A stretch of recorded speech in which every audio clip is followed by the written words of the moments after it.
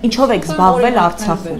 Կանայք զիջում են իշխանությունը տղամարդկանց։ Դուք կարծում եք, որ Նիկոլ Փաշինյանը դավաճան է։ Ամոթ է։ Ինչ է անում ընդդիմությունը։ Բա մանդատները ինչի վայր չդրեցիք։ Ես գիտեմ ինչի։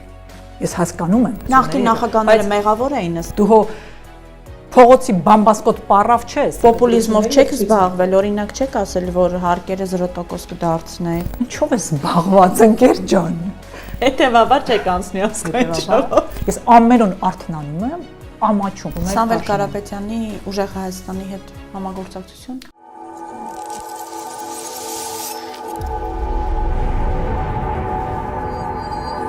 Երբեք մի հանձնվիր եւ կտեսնես, թե ինչպես են հանձնվում ուրիշները։ Սա Մարգարիտ Թետչերի կարգախոսներ, երկաթե լեդի, հրաշալի քաղաքական գործիչ։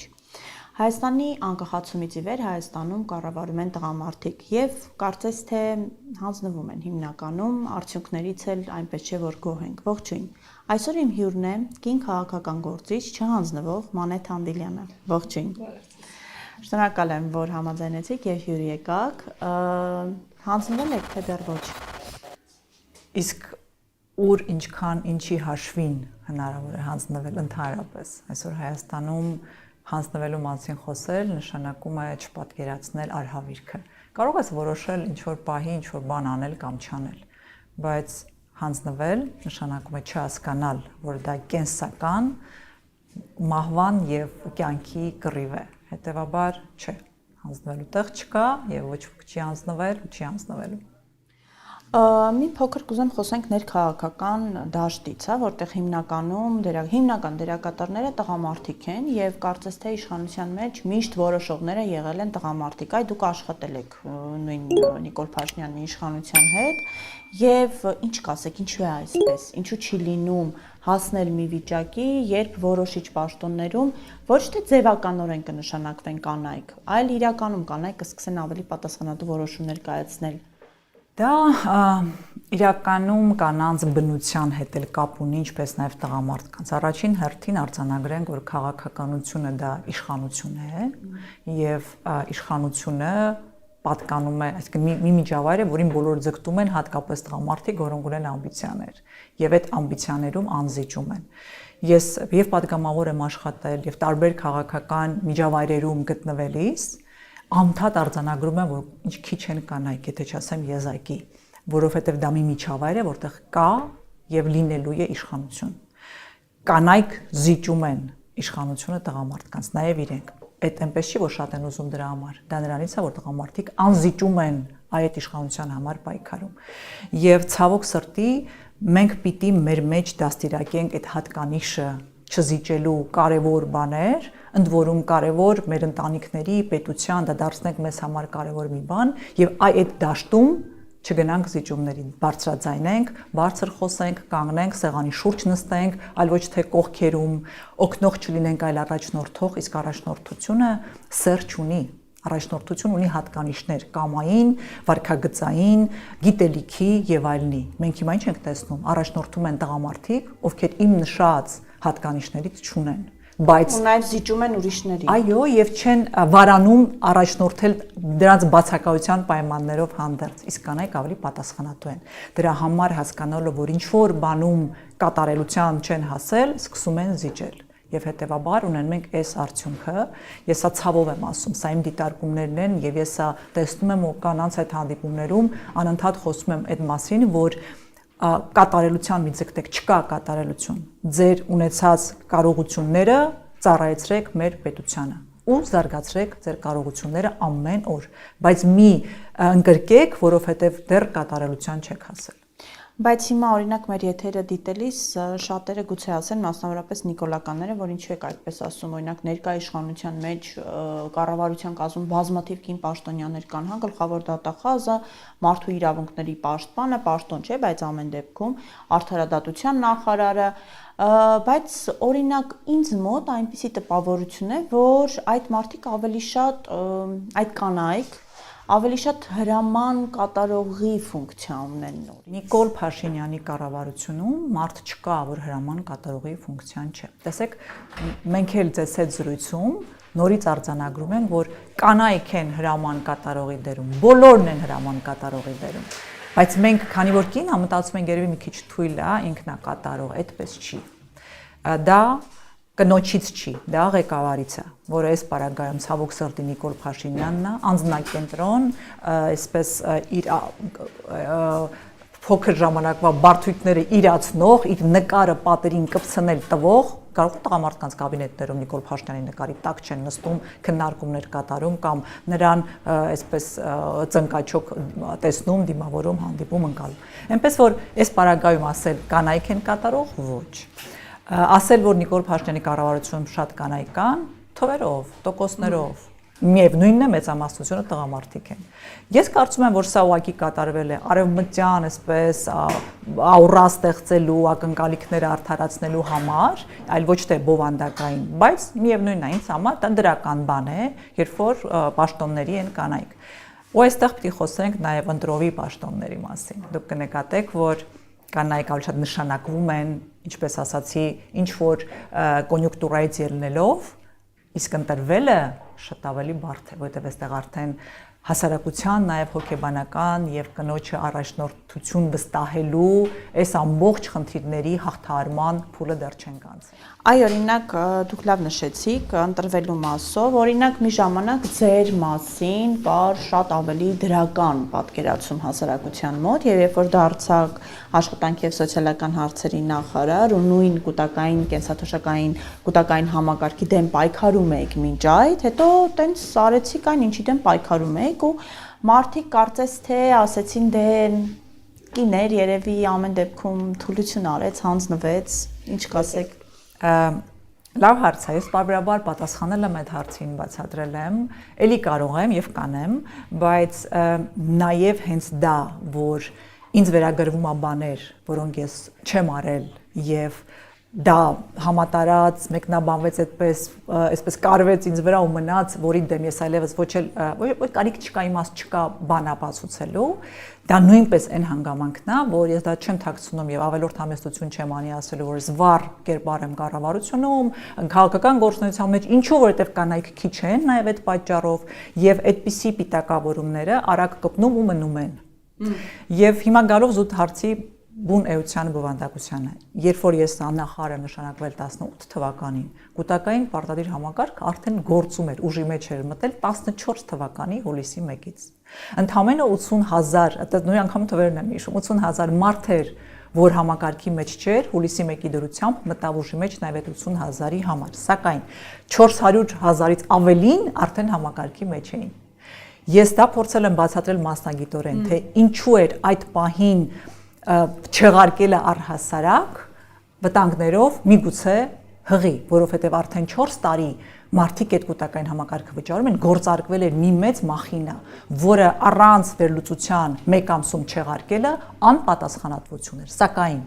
ես ինչ էի արել, ես առաջարկ էի տարել կառավարություն, որ հետաձգվի 80,000-ի միանալը հուլիսի 1-ից,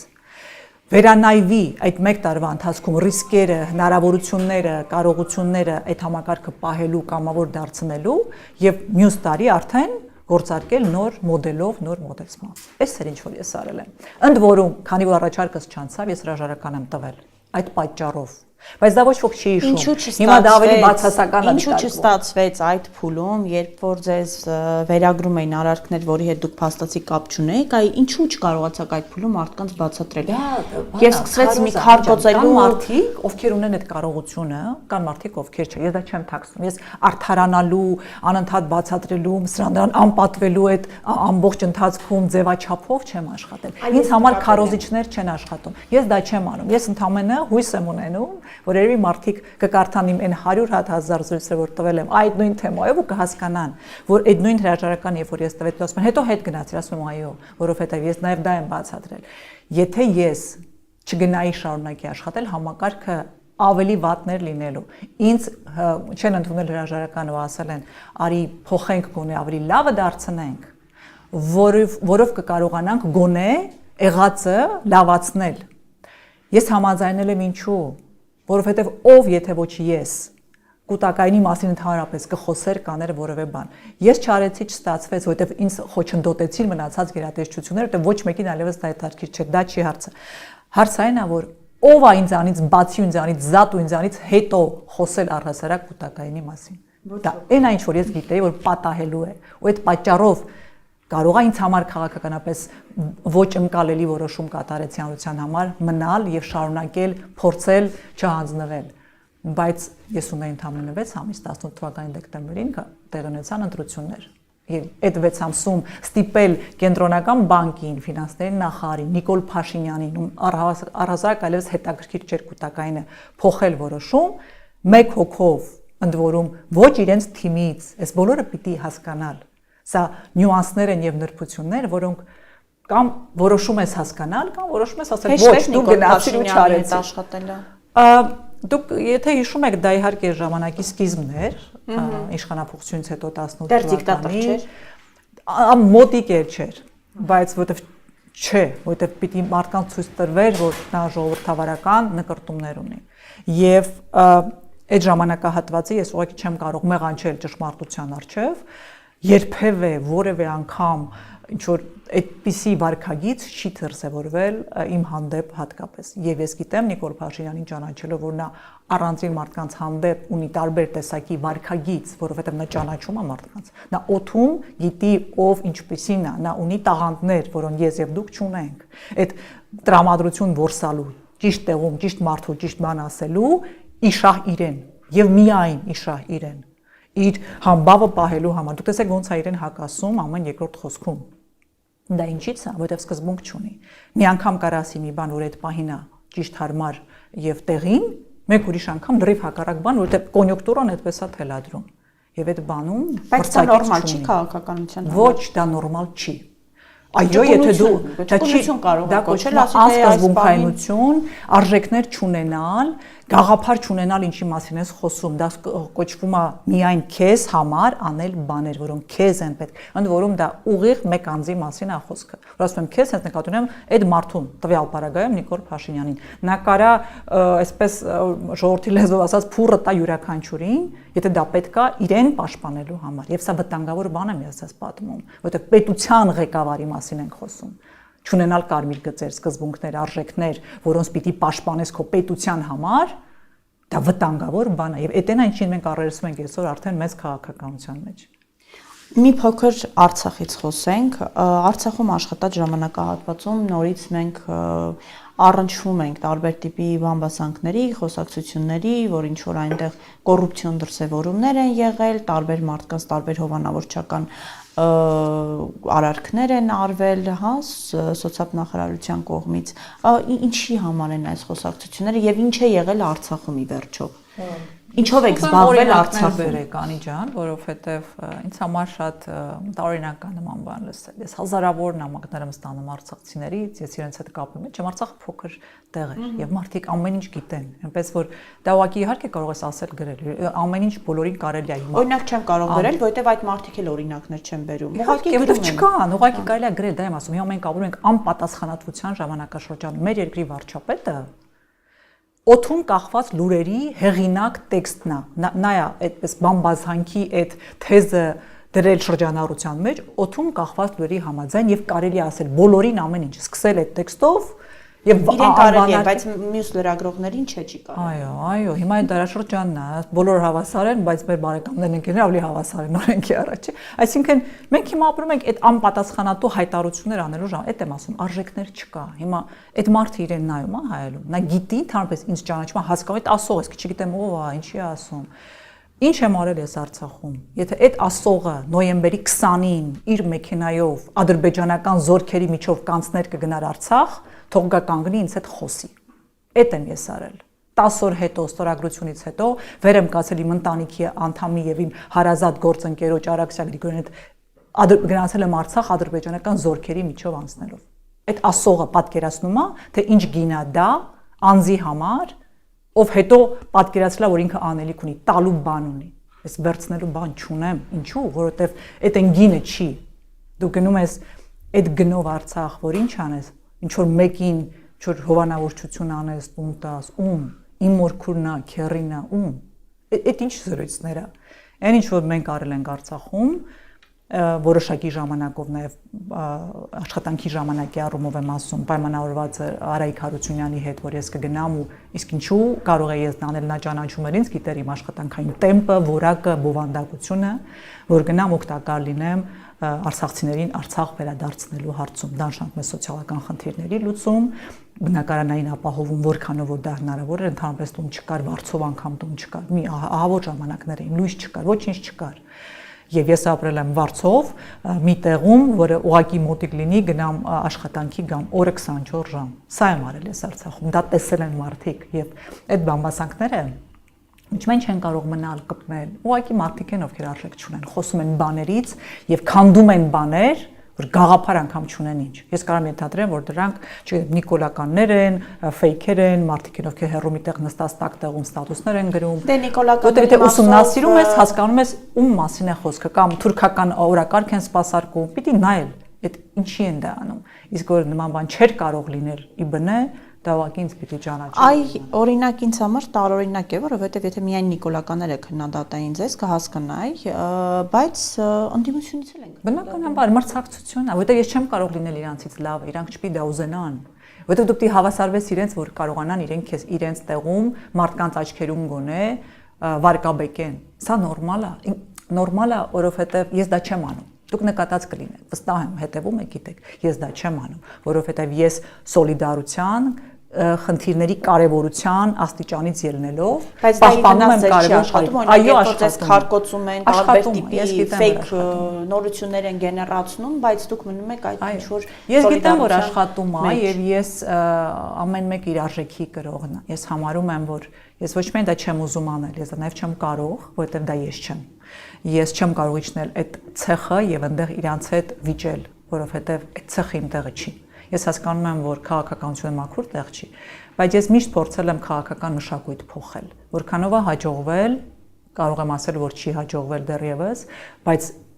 ինչպես եթե ոչ իմ օրինակով ես դա կարող եմ անել։ Եվ ես չեմ պատրաստվում փոխվել, ես պատրաստվում եմ լինել ինձ նման, քննադատել բոլոր քննադատության արժանիներին ու ամեն տեղ, որտեղ ես դա տեսնում եմ, խոսել նաև դրականի մասին ու տանել առաջ ավելի դրականը, որովհետև որ ասում են դա ինչ բաներ արվում է, չէ՞ զուտ իշխանության մասով, հա։ Աննախկինում էլ էր ինչ որ բաներ արվում, հիմա էլ արվում։ Միշտ է արվում ինչ որ բան, բայց կարար լիներ ավելի լավը, պոտենցիալ ավելի շատ էր, ինչի համեմատ է դա լավ բան։ Եթե կա, չգիտեմ, կիլոմետրերով չկառուցած ճանապարհ, բայց դու մի կիլոմետր կառուցում ես ու գոհ են մարդիկ։ Եղբայր, այս մարդու գործը այնքաններ կառուցել, այլ ոչ թե այդ մի կիլոմետր, ասում է 60 դպրոց է կառուցել, եղբայր խոստացել է 300-ը։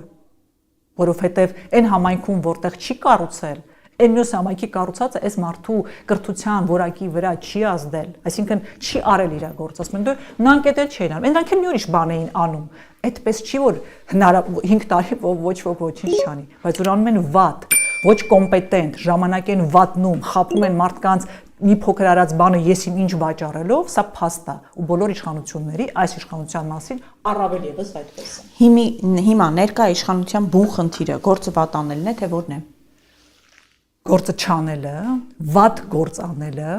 կոմպետենտ չլինելը եւ ես հələ դավադրության դաշտ չեմ մտնում, որ հարցեր կան, նույն աշխարհակաղակական եւ այն ինչում Հայաստանը այսօր հայտնվել է եւ Արցախը օրակարգից հանել հարցեր, որոնք մեզ համար կենսական, գոյութենական խնդիր են լուծելու, օրինակ արցախցիների իրավունքի հարցը, վերադարձի իրավունքի հարցը։ Տեսեք ինչ են արել, օրակարգից հանել են դա, զուտ այսօր ասացի միտքս ավարտել, օրակարգից դա հանել են, Ադրբեջանը առաջ է մղում 300,000 ադրբեջանցիների օրակարգը։ Շատ հանգիստ ապացուցել է արդեն տարբեր աշխարհակաղակական կենտրոններում, որ այդ իրենց իրավունքն է։ Մենք ինչ ենք հակադրել դրան։ Մենք հանել ենք օրակարգից արցախցիների իրական, որ բոլորը գիտեն այդ իրավունքի, վերադարձի իրավունքի մասին, օրակարգից հանել ենք եւ ուժեղացրել Ադրբեջանին։ Ասում եք, ինչ չի անում։ Տո այն ասֆալտները ինձ հետաքրքիր չի։ Այն ինչ իրենք արել են, հələ չանելը մի կողմ, շատ բան չեն։ Այնքան վնասա ու վտանգավոր, որ այստեղ գալիս է ինչ օրակարգ են սպասարկում, այստեղ գալիս է իմ միտքը։ Այո, ես ամենևին դավադրությունները մի կողմ, ես պիտի տեսնեմ այդ քայլերի բովանդակությունը դավաճանական է։ Ես չեմ ասում սա դավաճան է, որովհետև դեռ չի դա դավաճանը, դա քրեական հանցագործություն է, պիտի բացահայտվի։ Հարցն է, դուք կարծում եք, որ Նիկոլ Փաշինյանը դավաճան է, ինչպես ընդդիմություն։ Ես դրա համար ձևակերպեցի քայլերը, գործողությունները ինձ ոչ մի հիմք չեն տալիս մտածելու, որ այստեղ կարող էր լինել մի բան, որը արվել է որպեսզի ծառայեցնի, նման բան անել ծառայեցնելու Հայաստանի Հանրապետության շահերին չի կարող, ուղղակի չի կարող։ Հետևաբար գործողությունները, մեկը մյուսին հաջորդող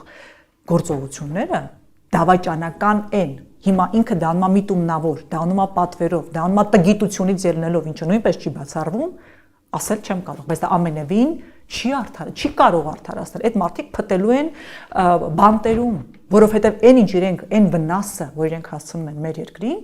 չի ներվելու։ Այդ իրենք լավագույն ճակատագիրն է դա լինելու։ Մարդիկ չեն ներելու իրենց, այն ինչ իրենք անում են եւ իրենք դա գիտեն։ Դրա համար են կյանքի գնով պաշտպանում իրենց աթոռները։ Իսկ կյանքի գին ասելով, այսօր Եվրոպայից են փող ստանում աթոռները պահելու համար, ժողովրդավարության հերն են անիծել իսպար այդ լոզունգներով գալով, բայց աչքա փակվու, որովհետև ինչ ուզում են տալիս են, այս մարդիկ այդպեսին են, նրանք բանակցել չգիտեն, նրանց կարելի է շանտաժանել, ստանալ առանց շանտաժել, նրանք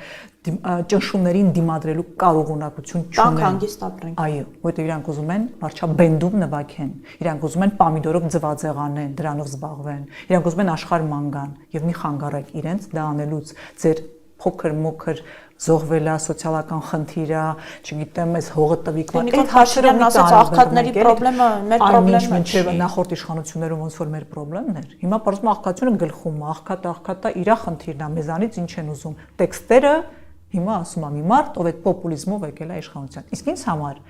դա ոչ թե տեքստ է, դա գործողություն է։ Այո, աղքատությունը փակ շղթա է, նա ունի վերարտադրվելու հատկանիշ։ Երեխան մեղավոր չի, որ ծնվել է սոցիալապես ծանր ընտանիքում անապահով, եւ մենք պարտավոր ենք հնարավորություն ստեղծել, որ նա այդ շղթան ջարդի կոդրի դուրս գա, եւ դա հնարավոր է։ Բայց Նիկոլ Փաշինյանը դրանք չի հասկանում, որ դա իր խնդրեմը չի։ Ինքը գնա դիսկոտեկա անի, տժա ամոթա տարած կորցրած պարտված երկրի, ես ցավով եմ դա ասում, ղեկավարը, որ տարածքներ է տալիս Ադրբեջանին, բենդ է հավաքել դիսկոտեկայանում իր դուդուկի տակ պարացնում նախարարների։ Սա ամոթ է, հարց է, էլի, կպարեին իրենք մեկ այլի դուդուկի տակ կամ հարվածային գործիքների։ Իրենց ցանկությամբ են գնացել, որովհետև ինչ դա վարչապետն է հրահանգել, թե որովհետև շատ սիրում են այդ պարը ապարել ինչ որ բենդերի տակ։ Էլի էր գնացել նկարվել, ցուցադրել։ Մեղք են, ես խղճում եմ իրենց, անկեղծ եմ ասում։ Այդ կարող է բան թվա, բայց ես ցավակցում եմ, որովհետև իրենք ստիպված գնում ապարում են։ Հասկանում եք դա ինչ, ասենք կարող են ստիպել գնալ, չուտը ապարեք կամ չգիտեմ, ասենց կանգնեք մի անկյունում պաշտպանության նախարարեք, չիմանաք ձեր հայացքը ուր տանեք, որովհետև երկիրը ծանրագույն վիճակում է։ Ադրբեջանական զորքը քո տարածքում է, դուք նստած վարչաբենդի դիսկոտեկա։ Ասենք մեղքս գալիս էին այդ մարդիկ անկեղծ։ Ասենք ո՞նց է կարելի այդքան ստորացնել սեփական ընկերներին, թիմի անդամներին։ Ասենք, չգիտեմ, էլի, հարգանք գոնե տարական իրար հանդեպ չունեն։ Լավ, ինչ է անում ընդդիմությունը։ Նախ կուզեմ այստեղ մի փոքր բացենք, հա մենք ունենք խորհրդարանական ընդդիմություն, որը 2021 թվականին խոստացավ, որ պետք է գա մի օրակարգով Նիկոլ Փաշինյանին հեռացնելու։ Չհեռացրեց, հետո ասացին դե չստացվեց, փորձեցինք, ժողովուրդը չեկավ, ուզում էինք, չկարողացանք, միջազգային ուժեր, հզոր ուժեր եւ այլն չստացվեց։ Եվ ունենք արտախորհրդարանական ուժեր, այդ թվում եւ ձեր կուսակցությունը, ինչ օրակարգ ունեք Նիկոլ Փաշինյանի իշխանությունից հեռացնելու եւ արդյոք հնարավոր է ընդդիմության համախմբում, համագործակցություն, որովհետեւ շատ տարբեր սրացումներ կան նույն ընդդիմադիր դաշտում։ Տեսնում եք նման հեռանկար։ Ես օրինակ չեմ պատկերացնում առանց միասնական պայքարի Նիկոլ Փաշինյանին հեռացնել։ 21 թվականից գալով լավ ծավալուն հարց եք տալիս, ես կուզեմ խոսենք այդ ամենի մասին։ Եվ թողնենք ընտրությունների մասնակցեցին, այո, ձեր նշած օրակարգով։ Ու հավատարիմ չմնացին իրենց օրակարգին։ Տեսեք, երբ որ դու գնում ես ընտրության եւ ասում, այդ միակ օրակարգն է, ու եթե դա չստացվի, ապա ինչ։ Դու ինչ էիր անելու։ Մանդատ էիր վայր դնելու, ինչ էիր անելու։ Հիմա եկար խոստովանցիր 21 թվականին Ռոբերտ Քոչարյանը, որ մարդիկ չընտրեցին ինձ, վախեցան։ Չէ՞։ Այդ տիպի, եթե բառացի չեմ ասում, ապա միտքը ընտրեցին Նիկոլին, որովհետև չուզեցին, որ ես, այսինքն դու գիտակցել ես, ինչի չի տեղի ունեցել իշխանափոխություն, բայց շարունակում ես անել բաներ, որ այդ իշխանափոխությունը տեղի չունենա, Մնալ նույն կարգավիճակում, նույն ձևի խոսել, նույն բաները անել եւ հիմա էլ պատրաստվել նորից ընտրությունների, ամենևին ես չեմ, ամեն մեկն ինքն է որոշում։ Ես ուղղակի ինչ եմ ցույց տալիս, որ մարդը նույնիսկ գիտակցելով ինքնախոստով ընդդիմության խորհրդանական ընդդիմության մասն են խոսում, ինքնախոստովանություն անելով, որ այդ պատճառով է, որ Նիկոլը վերարտադրվել է, հիմա մտածում է ինչ, Նիկոլի Վարկանիշը ընկել է ավելի, քան այն ժամանակ էր, ոչ, այն ժամանակ պարտությունից հետո էր, անմիջապես, եւ Նիկոլի Վարկանիշը այսօր ավելի ցածր անդհատ անգնում, այդ չի արցեն, որ ընկնելու տեղ չունի, բայց էմոցիոնալ ֆոնը այն ժամանակ այլ էր, հիմա օբյեկտիվ պատճառներով է ընկած, այն ժամանակ նա գոնե ասում էր, գիտեք, դա նախկիններն են մեղավոր, ինչ մարդիկ ինչ որ բան հասկանում են, որ պատրաստվածության աստիճան է, բայց դա չեմ ասում։ Հիմա գալով նույն խորհրդարան, բա մանդատները ինչի վայր չդրեցիք։ Ես գիտեմ ինչի։ Ես հասկանում եմ, նրանք այդ նույն օրակարգով ժամանակին պնդում էին նախորդ խորհրդարանի պատգամավորներին, աշխատում եք Նիկոլի հետ, վայր չեք դնում ձեր մանդատները, անդադ բանջով վայր դրեք բան։ Ես գիտեմ ինչի դա տեխնիկապես, բովանդակային հնարավոր չի լինում։ Դու ունես մի մեծ ցուցակ, վայր ես դնում մի հոգի, երկու հոգի Նիկոլը գնա առնի, այդ մարդկանց կներեք, հիմա կասեք այդ 100 հոգանոց ցուցակներ են, բայց առնելը մի կողմ, ճնշի, նստածնի, բոլորը վստահեց, որ դիմադրելու են այդ վիճակում, մարդկանց ընտանիքներ են նստածնում, իրանց էլ ոչինչ կնստածնեն, նրանց տատիկներ ձեր մեզ զանգել հաճախ, մեկ գործընկերոջ տատիկ ասում է, տատիկ զանգել խնդրում է ձեր ցուցակից դուրս գամ, որովհետև իրան ճնշում են, տատիկին։ Մենք ունենք այս տեսակ արժե համակարգով իշխանավորներ, ովքեր որ ոչ մի բանի առջև չէին կանգնել։ Հետևաբար ով էր ասում, որ մնացած մարդկանց վրա ճնշում չէր լինի։ Կներեք, որ ընդհատում եմ, այսինքն այդ կուսակցությունները, ովքեր 10 տարի իշխանություն են ունեցել, չեն կարողացել 100 հոգանոց ցուցակ ունենալ։ Այ հրաշալի բան եք ասում, ինչու դա, եթե ինչ որ դեպքերում կարող է դա հնարավոր չի, ձեր դեպքում բա ինչի։ Ես կարող եմ ասել ձևը։ Գնայիք աշխատեիք ներքևի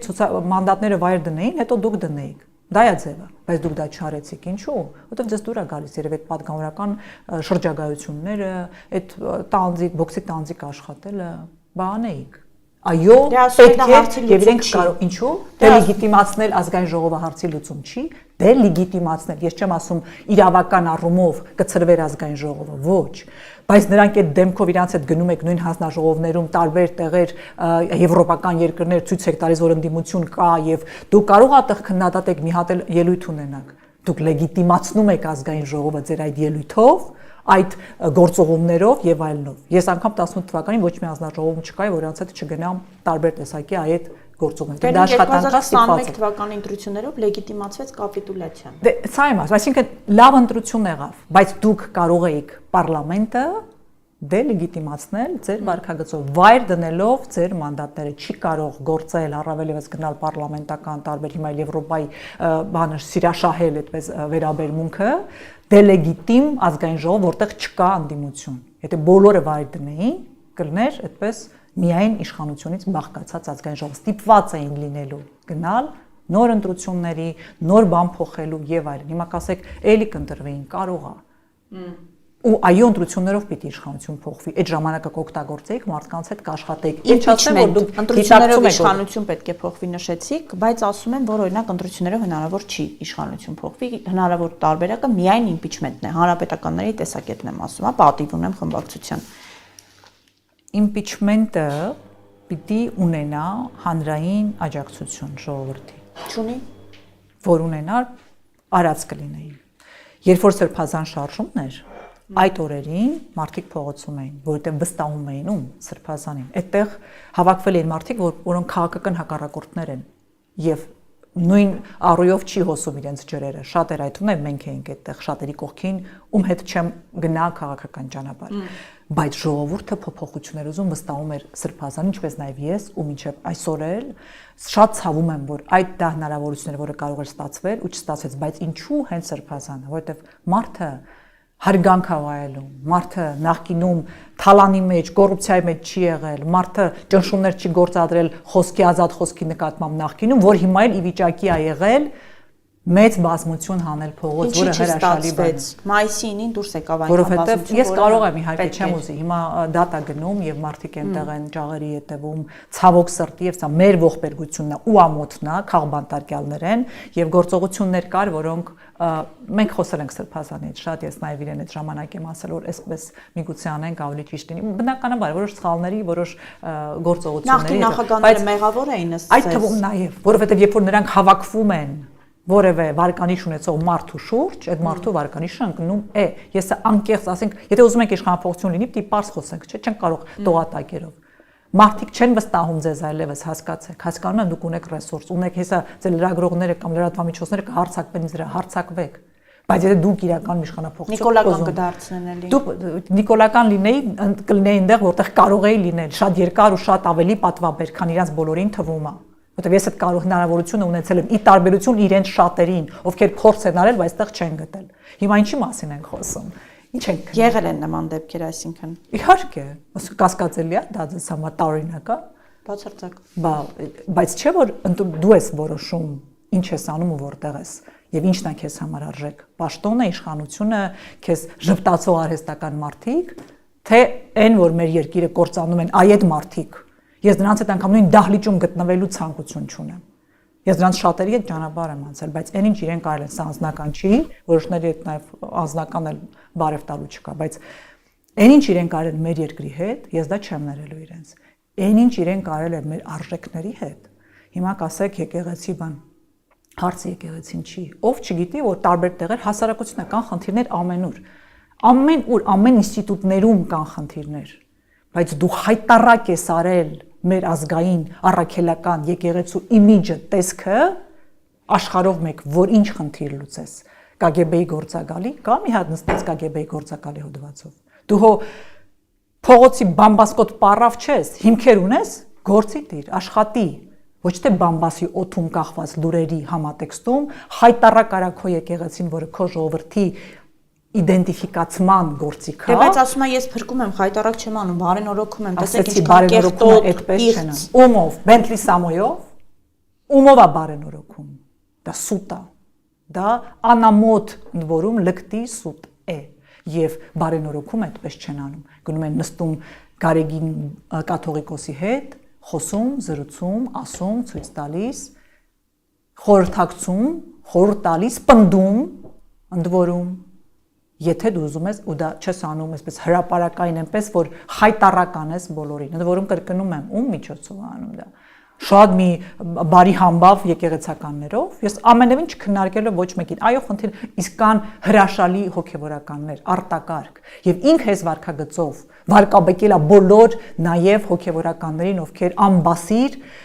կյանք են ապրել, իրական հոգևորական եկեղեցական են եւ այլն։ Ինչ ես դու արել, քանդել ես։ Ու միայն դա է նա կարողանում անել, քանդել, փառահեղ է ստացվում քանդելը։ Հիմա գալով այդ մի թեման, հայոց ցեղասպանության հարցերի հետ կապված, արցախահայության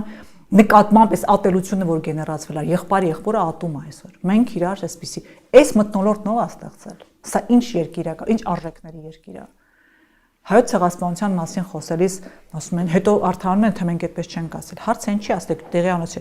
կասկածներ եք հարուցել, թե ինչ պայմաններում, ինչ հանգամանքում, այդ ինչ դիսկուրս է ընդհանրապես, ում համար է այդ դիսկուրսը։ Բայց այս պարակտումը նոր չի բազմաթիվ բաներ, խոսում արժեքային բաների մասին։ Արժեքային այս պայքարը սկսվել էր դեռևս մի քանի տարի առաջ, այսինքն 2018 թվականին չի այդ ծիլերը եւ արմատները եղել։ Մինչեւ այդ էլ նույն մեդիայով, նույն Իսկ պարակտումը անպայման չի բոլորը համակարծիք լինեն, բայց անելուն ձև կա, ասելիքը տեղ հասցնելուն ձև կա։ Հայհոյում է մեր երկրի վարչապետը, Անի ջան, հայհոյանք է գրում, հետո մառատորիա հայտարարում, դուք նրա զբաղվածության աստիճանը եւ գլխի պարունակությունը, բովանդակությունը պատկասում եք ինչի մասին է։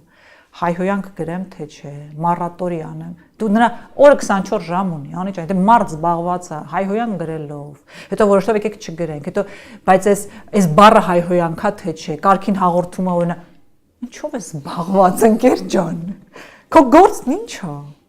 Ոնց կարելի է այդպիսի վարչապետ ունենալ, ես ամաչում եմ։ Ես ամեն օր արթնանում եմ, ամաչում, որ էլի ապրում եմ այն երկրում, որտեղ վարչապետը Նիկոլ Փաշինյանն է, ինձ ինքը ներկայացնում է։ Ինչ է անում ապրելու երկիր կուսակցությունը, որ այդպես չլինի։ Մենք 21 թվականին, երբ որ ես արդեն խոսեցինք, որ ընտրություններ տեղի ունեցան, ավելի մենք հասկացանք, որ այդ բոքսի տանձիկի եւ հայհոյանքի աուրան խորանալու է երկրում ամբողջությամբ։ Ես այդ օրից սկսած մի ազգային ժողովի նիստ չեմ նայել, ազնությամբ եմ ասում։ Ոչ մի հատ, որովհետեւ ես գիտեմ, ինչ արժեքային համակարգ կրողներ են այնտեղ եւ ինչպես են իրար հետ վարվելու։ մարդիկ դարձրել են ազգային ժողովի ամբիոնը սեփական հաշիվներ մաքրելու տեղ։ Ու մակարդակը այդ ձևի ցածր, ընդ որում այն վիճակում, որտեղ մեր երկիրը երբեք չի եղել։ Եվ հետեւաբար մենք 21 թվականից կուսակցություն հիմնեցինք ապրելու երկիրը, ես եւ Մեսրոպ Առաքելյանը, որպեսզի մասնակցենք տեղական ինքնակառավարման մարմինների ընտրություններին, կուսակցությունը անցնի ճանապարհ, անի աշխատանք, մարդիկ տեսնեն, ճանաչեն, այդ ձևով որոշել։ Քարոզարշավի փոխարեն ընտրությունների ենք մասնակցել։ Մարդկանց բաներ խոստանալու փոխարեն մասնակցել ենք պոպուլիզմով չեք զբաղվել, օրինակ չեք ասել, որ հարկերը 0% կդարձնեք, այնտեղ չգիտեմ, աղքատներ էլ չեն լինի, կես միլիոն աշխատատեղ կստեղծեք մի ամսում։ Չէ, չեն կարել, չեն կանել, որտեղ ես դրան չեմ հավատում, ես չեմ հավատում, որ մարդիկ հիմար են եւ իրանց կարելի է հիմարի տեղ դնել։ Իսկ եթե հիմար են, իմ ընտրողը չեն։ Հետեւաբար չեք անցնի ազգային ժողով։ Բարդ կլինի։ Ես չեմ ուզում լինել ուրիշների նման, որ պիզի անցնեմ ազգային ժողով։ Ես փորձում եմ հասնել մարդկանց։ Դժվար է, որ ստացվեր, Երևանում կստացեր, որ ստացվեր, տարբեր տեղերում ստացված կներ։ Բարդ բան եմ ասում։ Բայց սա է լուծումը։ Ես չեմ կարող գնալ հեշտ ճանապարհով, որը տանում է անդունդ, որտեվ եթե Նիկոլ Փաշինյանն պես ասես կարմիր գծերը խայտարակություն, արագաչափերը, այս ինչ մի բան է, ու գազ փակ է, ավելացնես կարմիր գծերի գումարը վճարման, կամերաները շատացնես, տուգանքները ավելացնես, ինչի մասին ես դու գոնե քեզ հարգի քո խոսքը հարցը օրինակ կարմիր գիծը ամբողջ աշխարհում ընդունված բան է հիմա որքանով է դա ողջամիտ դրաչափ հայ դա է պետք հասկանալ որքանով է դա լուծում քաղաքի բեռնաթափման հարցը այլ ոչ թե պոպուլիստական տեքստեր ասել բայց ախր միայն Նիկոլ Փաշինյանը չի նույն ընդդիմադիր դաշտում էլ մենք տեսնում ենք էլի նույն այդ պոպուլիզմի հետևորդներին ժողովուրդ ախր պիտի դասեր էլ քաղի ես ամենայն հարգանքով ու անկեղծությամբ ասում եմ այո այդ պոպուլիզմը լինելու է միշտ քան դեռ ժողովուրդը դրանով գնում անդրության Ես ուզում եմ մեր ժողովուրդը լսի դրանք ու իմանա նման տեքստեր ասողները դա ասում են աթոռի ընտրվելու համար դա վտանգավոր բան է եթե դու այդքան քո խոսքի արժեքը նսեմացնող գին ես վճարում աթոռի համար բա դու ինչերի ես պատրաստ հետագայում հասկանում եք այս դասերը պիտի քաղել սեփական սխալներից սեփական փորձից սեփական կյանքից եթե մենք այս դասերը չքաղենք ինչպես ենք փոխելու Ոնց է ֆինանսավորվում ձեր կուսակցությունը, որովհետև շատ տարբեր տեսություններ կան այս մասին, անգլո սաքսերը, այնտեղ չգիտեմ, հրեաները, մասոնները, Նիկոլ Փաշինյանը Այո, նախ եւ առաջ կուսակցությունները հրապարակային հաշվետվություններ են տալիս իրենց ֆինանսական միջոցների մասին, ինչը շատ լավ բան է եւ մենք դա անում ենք բարբերաբար եւ տալիս ենք։ Եվ մեր ընկերները, գործընկերները, բիզնեսմենները, ովքեր հավատում են, որ պոպուլիզմը միակ ճանապարհը չի, ովքեր հավատում են ինձ մնացածից գիտեն, որ լավ բան ենք ուզում անենք, պատրաստ են նաև իրենց ֆինանսական ներդրումներով դրան աջակցել։ Այդ թվում նաև մենք շատ ծրագրեր ենք արել Ռուբեն Վարդանյանի ֆինանսական աջակցությամբ։ Էլի հաճախ ասում կուսակցություն, ասում նա կուսակցական չի եղել երբեք, նա կուսակցությանը չի ֆինանսավորել, նա ֆինանսավորել է մեր ծրագրերը։ Ինչը սիրով կանի եւ անում է բոլոր տեղերում, ովքեր ներկայացնում են որակով ծրագրեր։ Նա տարիներ շարունակ Դիլիջանում ծրագրեր ֆինանսավորել։ Ինչի մասին է խոսքը։ Եվ նույն ձևի, երբ որ մենք նույն նոյեմբերանում հաղթեցինք եւ համաֆինանսավորման ծրագրեր էինք շահում, կառավարությունը ինչ էր անում, ասում դու 50%-ը ես տալիս եմ, եթե դու կբերես ծրագիր ու նաեւ համաֆինանսավորումը կավելացնեմ, եթե մեկ ուրիշ ֆինանսավորող կբերես։ Եվ քանի որ նա վստահում էր մեզ, մեր թիմին, մեր անկաշառությանը, մեր կոմպետենտությանը եւ ֆինանսավորում էր ծրագրեր, ստացվում էր, որ նույն նոյեմբերանում մենք ավելի շատ ու ավելի մեծ բյուջեով ծրագրեր էինք իրականացնում, քան նույն քպոյական տարբեր համայնքապետեր։ Ինչու՞ որտեղ նրանք չէին կարող այլ տեղից ֆինանսավորում ներգրավել։ Իսկ համաֆինանսավորումը դա օրենք է, օրենքով սահմանված կարգ է, չի կարող որևէ մեկը դա չանել, որտեղ դա փորձեն հիմա էլ այդ օրենք խախտել։ Հիմա ինչ եմ սա ձեզ պատմում, որ պարզ լինի, որ այո, կատարվում են ծախսեր, որոնք ունեն թափանցիկ ֆինանսավորում եւ նաեւ ծրագրեր, որոնք մենք արել ենք մեր գործընկերների հետ եւ շատ կուզենայինք շարունակել, ցավոք սրտի ունենք իրավիճակ, որ Ռուբենը Բաքվի բանտում է եւ նրա ճակատագիրը չգիտենք ինչպես կլինի, իսկ այս իշխանությունների պարագայում հստակ գիտենք ինչպես կլինի եւ ինչքան մեծ ցանկությունն են նրա չվերադարձի հետ կապված Եվ մենք ուղղակի մեր գործընկերների, բիզնեսների, տարբեր մեր աշխատավարձերից, տարբեր տեղերից ֆինանսավորում ենք մեր ընթացիկ ծախսերը։ Դուք կնկատեք, որ այդ բաներ այդպես էլ չկան։ Հիմա երբ որ արդեն ընտրությունների կմասնակցենք, նույն ձևի քարոզարշավի դրամահայթայթում կանենք, գործընկերների հետ կխոսենք, ովքեր պատրաստ են մեր ծրագրերը աջակցել մեր ծրագրերին եւ հետեւաբար նաեւ աջակցել քարոզարշավին։ Միայնակ եք մասնակցելու ձեր կուսակցությունով միայն թե հնարավոր է դաշին կազմեք, օրինակ մեր ձևով շարժման։ Մենք առհասարակ երբեք ինքնանպատակ նպատակ չեն կանում Անի ջան, եւ դաշինքը եւ միայնակ մասնակցելը։ Ես հասկանում եմ, որ շատ դժվար է լինելու միայնակ, եւ նաեւ չի ուզենա, որ չգնահատենք իրական հնարավորությունը եւ այնպես չստացվի, որ մենք զուտ միայնակ մասնակցելու համար դա արեցինք, այնինչ հարվածի տակ դրեցինք կամ հարցականի որոշ հանգամանքներ։ Եվ հետեւաբար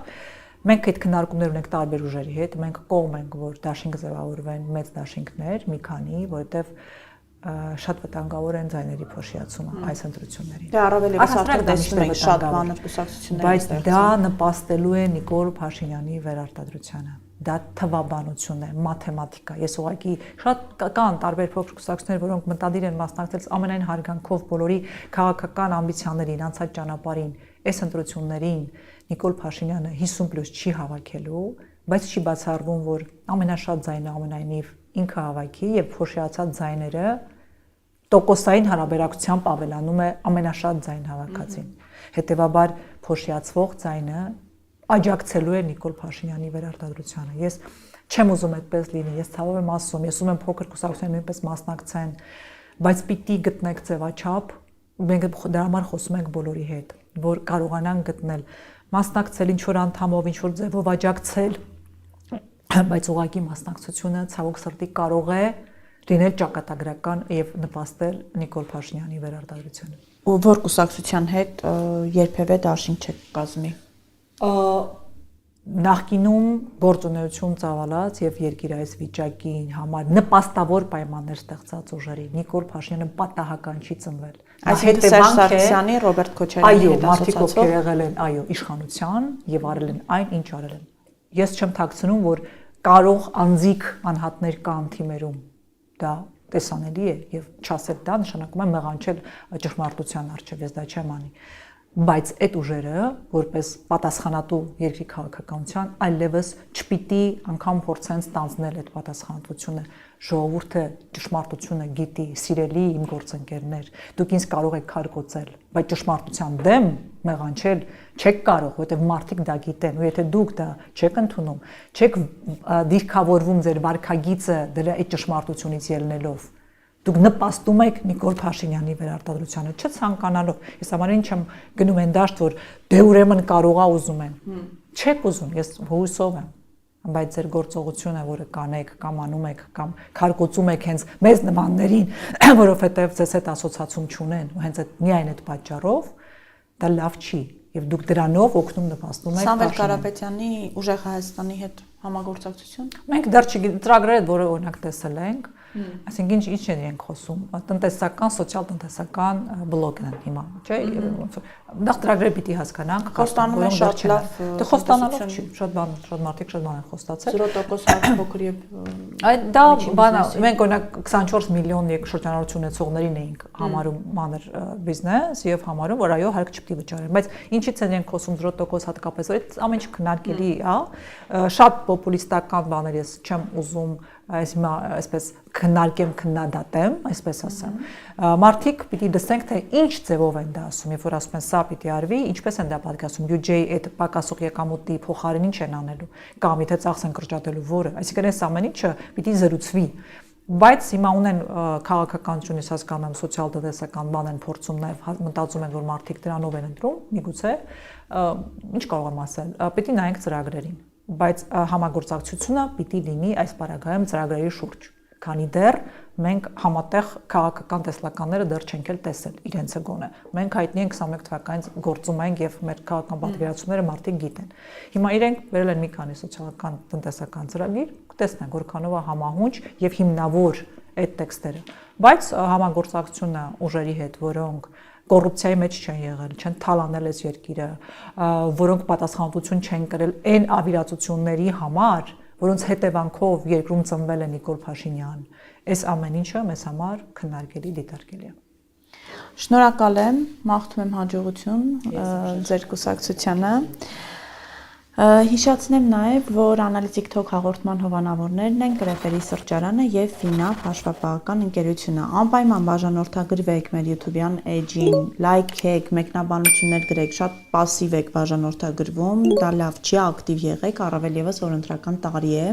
Հիշեցնեմ նաև, որ վերագործարկվել է Analytic կենտրոնը, որի շրջանակներում մենք բիզնես կազմակերպություններին, կուսակցություններին, քաղաքական գործիչներին առաջարկելու ենք բազմաթիվ հետաքրքիր գործիքներ, քարոզչական, ինչպես նաև լրատվական գործունեության համար։ Այս մասին կխոսեմ առանձին տեսանյութով։